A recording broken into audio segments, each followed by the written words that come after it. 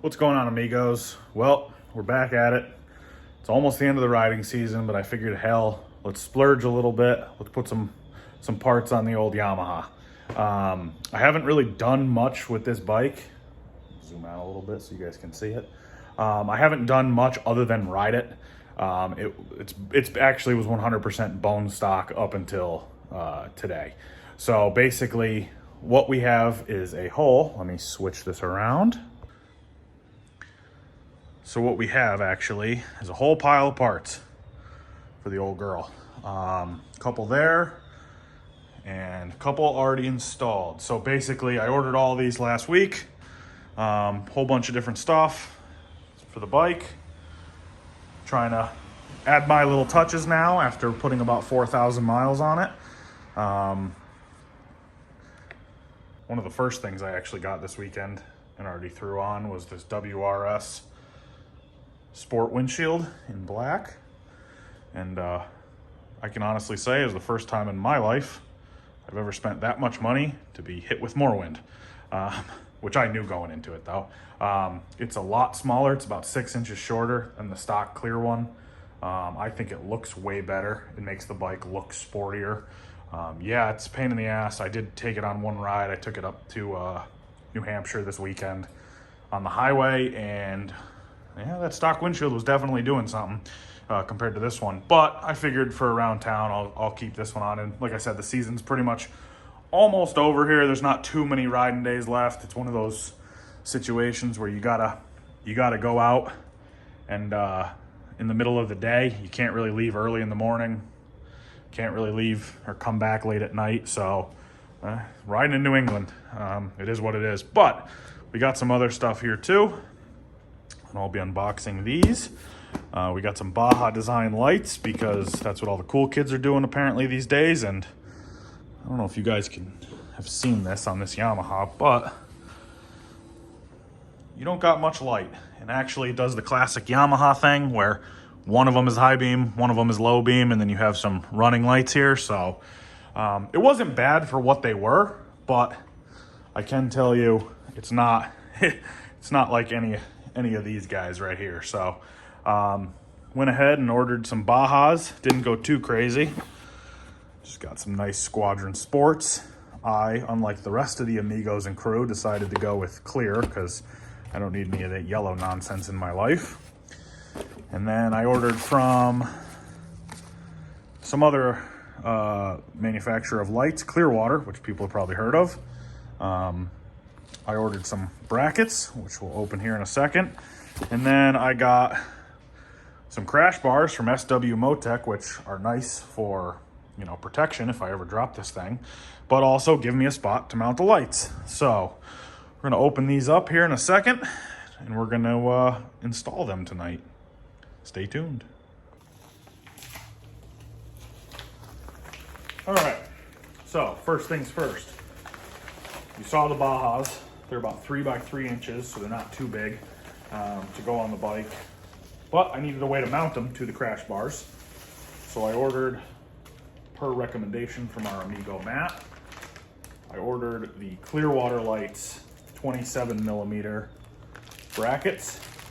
And I went with these because I know Graham's running them on his, Matt's running them on his, and they're really high quality. And they're one of the few companies that actually makes a metric bar clamp, or relatively easy to find. So we got 2 of those.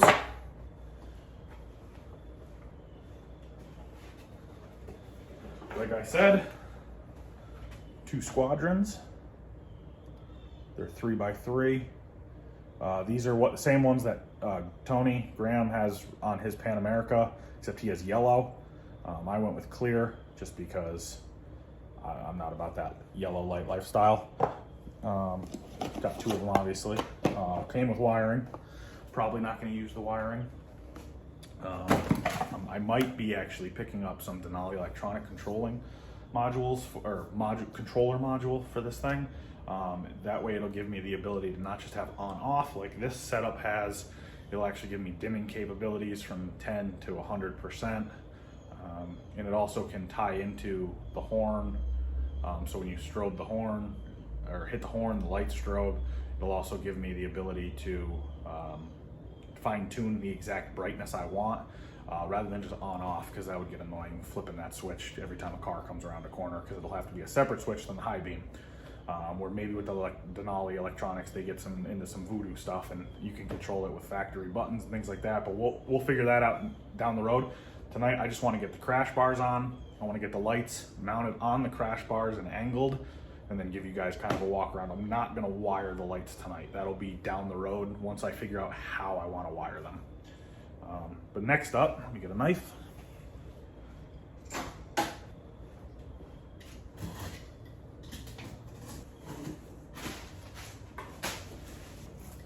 Crash bars, nicely packaged. Let me try and get these open without, slicing up the powder coat. All right, so sorry I cut the camera there to cut these open, but nobody wanted to watch me rip through bubble wrap, potentially slice my finger open. But I got them out. These are the crash bars.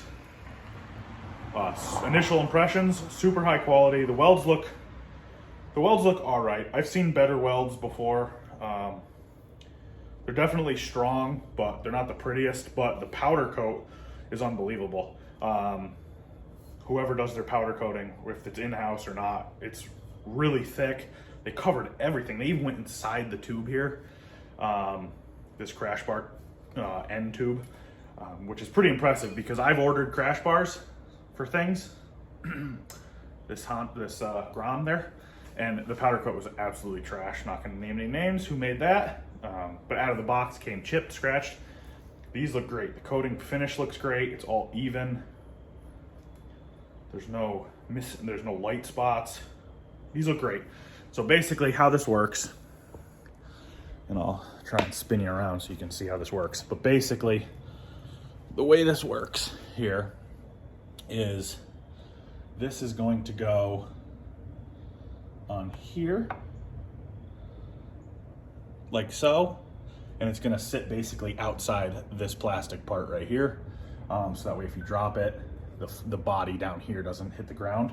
But why I went with these is because you see this 90 right here? This 90 is actually gonna come in front of the radiator right below the headlight and give me a spot to mount those Bajas. So it's two stones with one bird, you know what I'm saying? But yeah, we're gonna get these mounted up. I'll probably throw you guys on a time lapse just because it's like 5 bolts. Get all that mocked up, and then we'll do a walk around once everything's on. Sound good? Cool.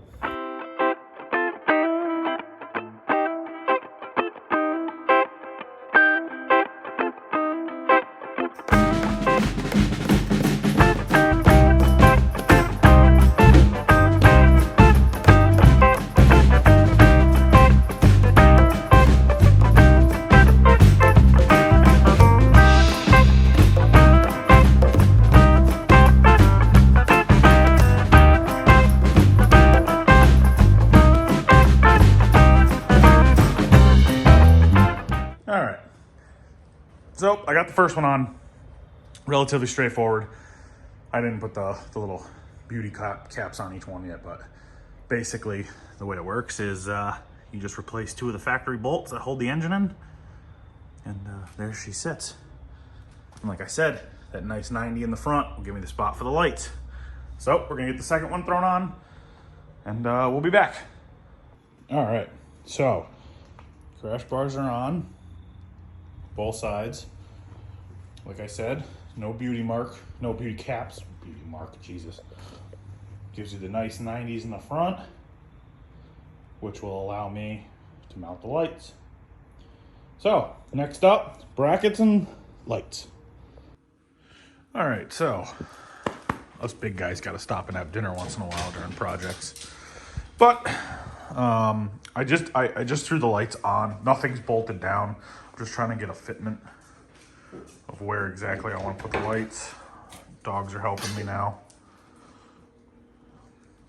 So yeah, I'm gonna finish bolting them up here on time lapse so you can see that. I think I've decided I'm going with the upper location on the right, and the hanging down method probably is better for down the road, but I don't like the look of that. So we'll get these bolted up, go from there.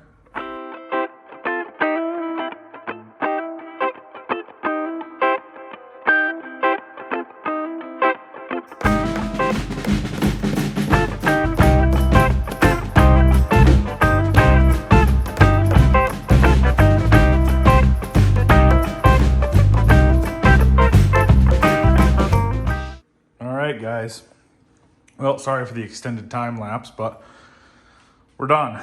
Crash bars are on, torqued, Loctited. Lights were test fitted before, now they're actually mounted. Looks a little weird when you stand back. They look like they're like pointed out and up, but they're actually not. The crash bar is like an optical illusion.